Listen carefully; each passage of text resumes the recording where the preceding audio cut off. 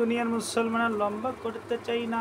আল্লাহ পাক কুরআনুল কারীমের ভিতর ডাক দেওয়া ইন্নামা ইয়ামুরু মাসাজিদাল্লাহি মান আমানা বিল্লাহি ওয়াল ইয়াউমিল আখিরি। আল্লাহর মসজিদগুলো আবাদ করে তারাই, তাদের কাজ যারা আল্লাহর প্রতি ঈমান আনয়ন করে আর কিয়ামত দিবসের প্রতি যারা ঈমান আনয়ন করে।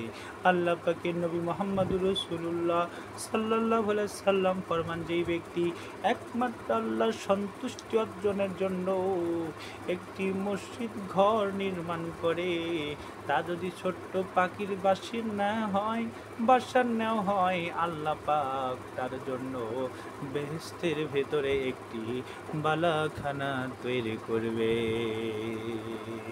হে বন্ধু, এই জন্য নবীজি বলেছেন, মান বানা লিল্লাহি মাসজিদান বানাল্লাহু লাহু বাইতান ফিল জান্নাহ।